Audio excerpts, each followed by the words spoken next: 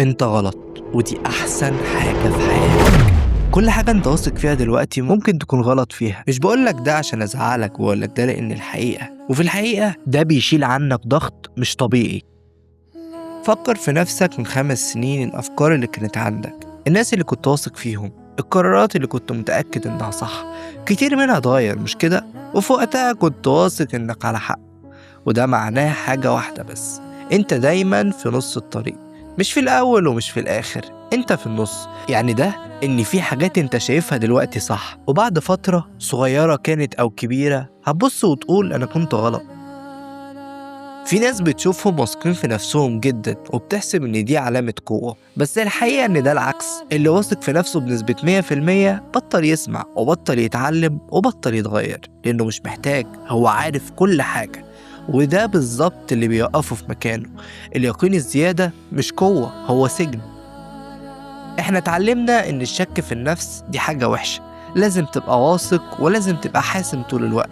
بس في فرق كبير بين الاتنين، بين واحد شايف نفسه طول الوقت انه صح، وواحد بيسأل انا ممكن اكون غلطت في ايه، لانه عايز يتعلم.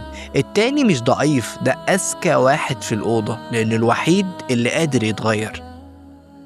هنا الجزء اللي بيوجع فعلا، مش بس انك ممكن تكون غلط في افكارك، انت ممكن تكون غلط في طريقة حياتك كلها، في علاقاتك، في شغلك، في الحاجات اللي بتقول عنها مش انا السبب. وده صعب تسمعه، بس لما تقدر تقوله لنفسك وتاخد مسؤوليتك بتلاقي ان عندك قدرة تغير اكبر بكتير مما انت كنت فاكر. لان اللي بيقول انا غلط قادر يتغير، واللي بيقول مش انا فضل في نفس المكان.